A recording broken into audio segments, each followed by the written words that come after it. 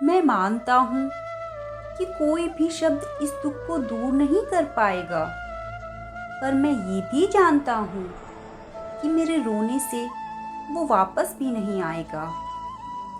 दूरियां सिर्फ शारीरिक हुई हैं, पर विचारों में अब भी नजदीकियां हैं। यादों में जब तक वो जिंदा हैं, वो मरते नहीं हैं कभी। हम बस नहीं जानते कि अब उनकी आत्मा कहाँ है।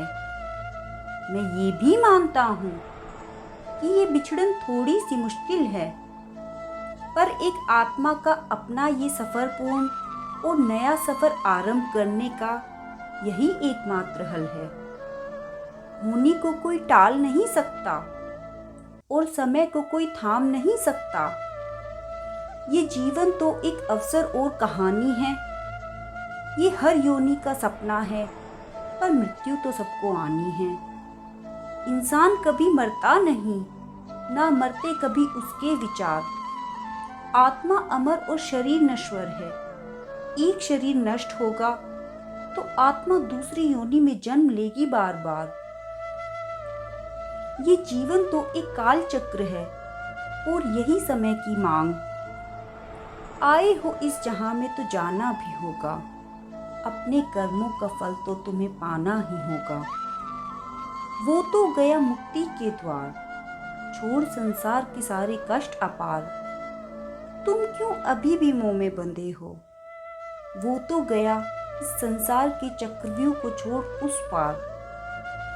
तुम उसकी अच्छी बातों को याद कर, दिल से उन्हें प्रणाम कर। इस मोह जाल को त्याग कर, ईश्वर से प्रार्थना कर, पहुंचा दो उन्हें मुक्ति के द्वार पर।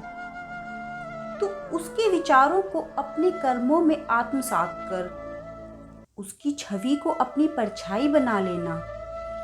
उसके जाने के गम से दुखी हो, उसे अपने मोह जाल में फिर से न बांध लेना। उसे मोह से मुक्त कर, तू उसका दाह संस्कार कर। यही सच्ची श्रद्धांजलि है।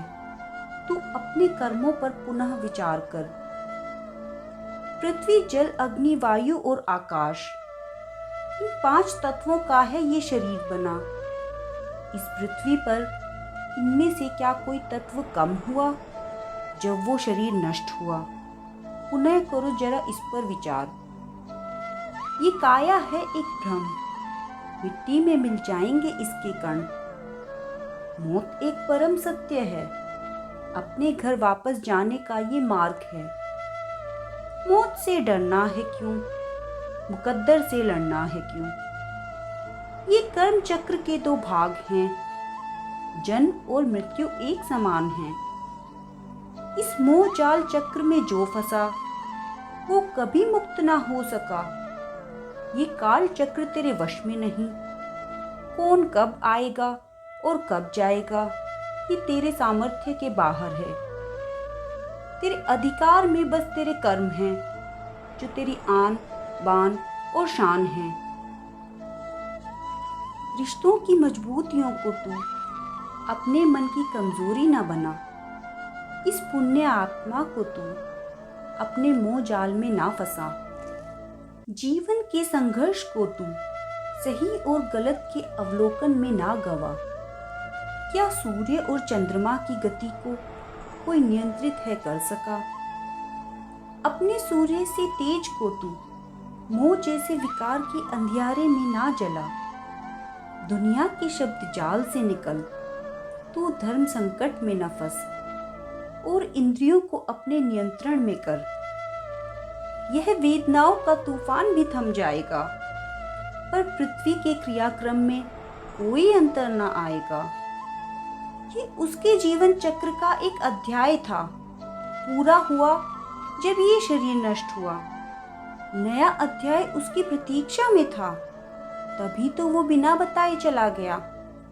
अगर वो बताकर गया होता तो तुम्हारा मोह उसे जाने न देता। श्री राम तो भगवान थे, पर अपने तो उनके भी गए। ये सब नियति का खेल है, अपनी समझ से है परे। हम सब तो बस इंसान हैं, कर्म चक्र से हैं बंधे। अपने मन को शांत रखें उनकी आत्मा की शांति के लिए। प्यार तो सदा मन में उतना ही रहेगा। ये तेरा मोह है जो अश्रुवन असमंजस में बहेगा। ईश्वर की क्या मंशा थी इस घटनाक्रम के पीछे, वो ही जाने। हम तो साधारण से इंसान हैं, इस रंगमंच पर आए हैं कर्तव्य रूपी अपना अभिनय निभाने। ईश्वर आपको इस दुख की घड़ी में साहस और धैर्य की शक्ति दे और भगवान उन दिवंगत आत्मा को शांति और मुक्ति दे